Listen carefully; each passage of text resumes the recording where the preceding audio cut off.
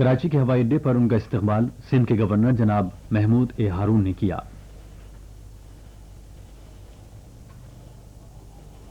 وزیر اعلیٰ جام صادق علی، بعض وفاقی وزراء، صوبائی کابینہ کے ارکان، MQM کے چیئرمین جناب عظیم احمد طارق اور جنرل سیکرٹری عمران فاروق بھی وزیر اعظم کے خیر مقدم کے لیے ہوائی اڈے پر موجود تھے۔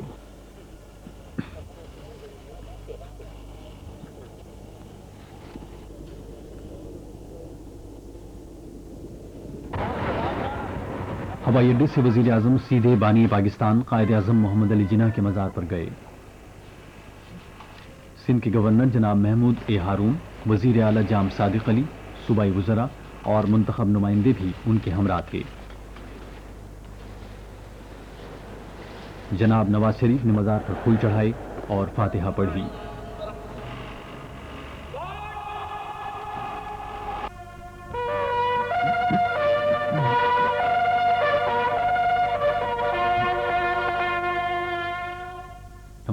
وہ کچھ دیر وزیر اعظم کے ساتھ رہے اور ان سے مشترکہ دلچسپی کے معاملوں پر تبادلہ خیال کیا۔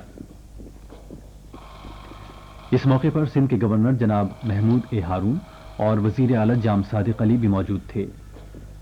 سندھ کے شہری علاقوں میں وزیر اعلیٰ جام صادق علی کی کوششوں سے امن عامہ کی صورتحال خاصی بہتر ہوئی ہے اور کشیدگی میں بڑی حد تک کمی ہوئی ہے۔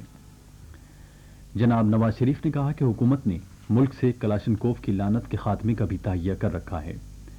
اس مقصد کے لیے تمام لوگوں سے غیر قانونی اسلحہ واپس لے لیا جائے گا اور اگر کسی نے واپس نہیں کیا تو اسے 14 سال کی سزا بھگتنا ہوگی۔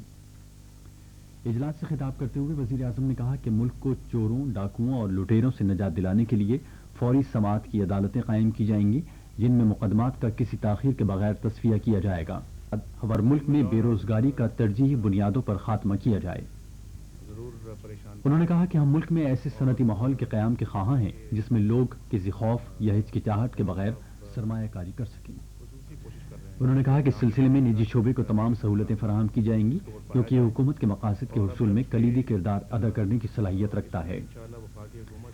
غیر ملکی امداد کے بارے میں ایک سوال کے جواب میں وزیر اعظم نے کہا کہ اس کی بحالی کے سلسلے میں کوششیں کی جا رہی ہیں، تاہم انہوں نے کہا کہ حکومت کی پالیسی یہ ہے کہ عوام میں خود اعتمادی پیدا کی جائے تاکہ اس پالیسی پر کامیابی کے ساتھ عمل درآمد ممکن ہو سکے۔